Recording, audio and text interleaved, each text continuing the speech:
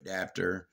All the present 2 screws adapters fit also the new 4 screws crankcase. So what I was able, when I got the engine, it just it wasn't missing anything. Back in these days, they were sold without exhaust adapters. So to run that, now in the days when I got this, I was actually planning on running this thing.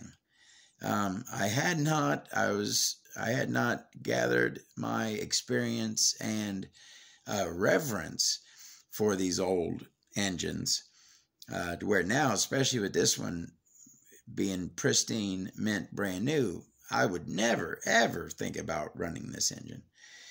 But in those days, I actually wanted to run this thing. So I tracked down those gaskets, and I found this, as you can see, is a 2-screw. This is the old style, I guess pre-1991.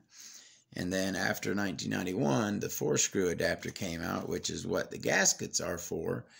But as you can see, the gasket works fine and does not, I believe I checked for leakage on that gasket. It does, well, for one thing, I did, as you can see, this exhaust adapter, when I got it, was certainly not as clean as it is. I took a Dremel with a wire brush and cleaned it up.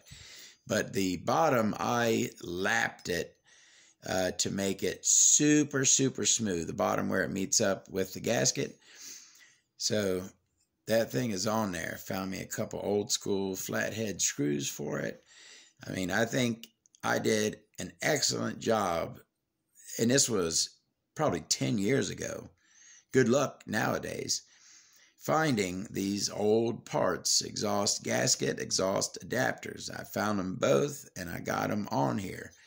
So now, even though this engine did not come with them, it has the vintage exhaust adapter and gasket. I'm glad I found them back in the day. I don't think there's a chance in heck I could find them today. So that's the exhaust situation.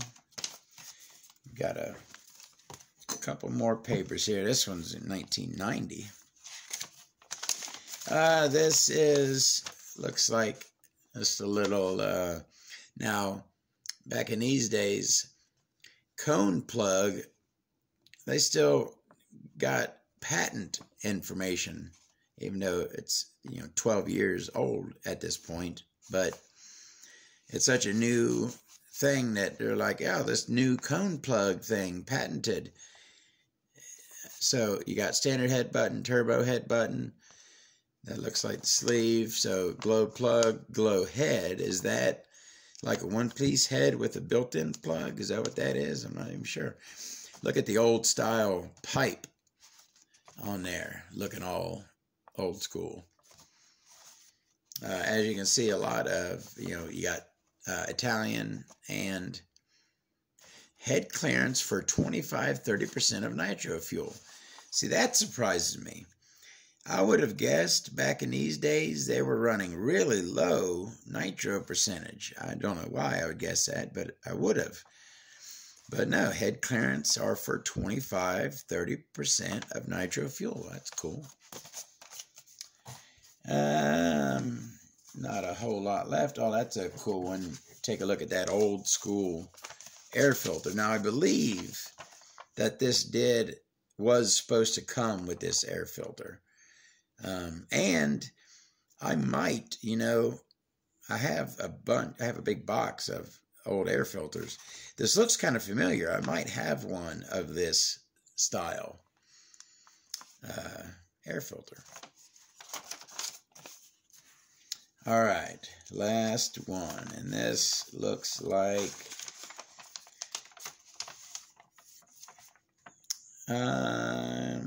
we got some updates. This engine supplied with cone plug.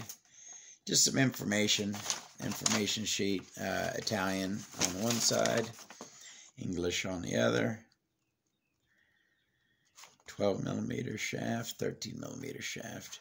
Car and Buggy Pro Corsa. I think mine is the Car and Buggy 4118. Or no, 8841. I'm not dyslexic. So anyways, that is the paperwork. Let's put that back. We've got our vintage pull rod that come with it. You know, it had, when I was pulling this out to take a look at it to make the video, I pulled this out of it. This was the original foam, and I remember this foam not disintegrating. So in the 10 years or so I've had the engine, the foam, which was fine, is now deteriorated, and so had to take it out. But yeah, that is the OPS 3.5 buggy engine, article 8841. That's how it was done then. Steel front bearing. Is it German front bearing? Steel metal shielded. Got to pull that carb off of there. I mean, there really is no reason to. You know what? I wonder. Yeah, we'll take a look at the induction window on the crank, if we could see that. So I believe that's not that. It's the same size as the head, apparently, 3/32. So let's loosen that up a bit and see if this is going to be easy. Yeah, not too bad. That's our carb. We've got the insulator on the crankcase, not the carburetor, unless it came off and is sitting in there and it's supposed to be on the carb. Who knows? But let's see if we can get a look down in there. Oh, let me look first and then I'll show y'all.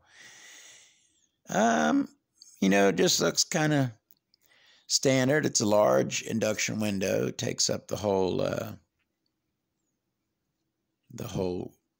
hole.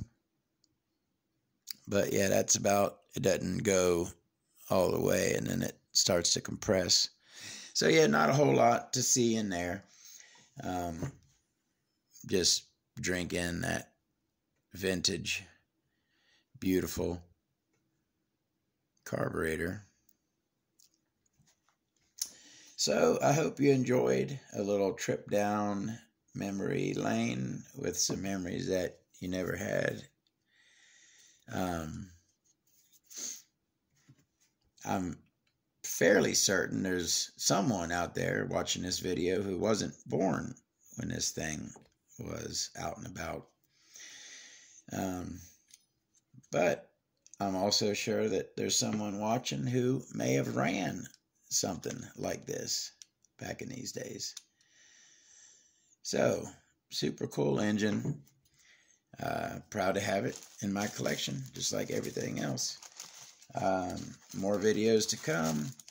We'll see you next time. Take care of your stuff. Keep it nice. See you next time.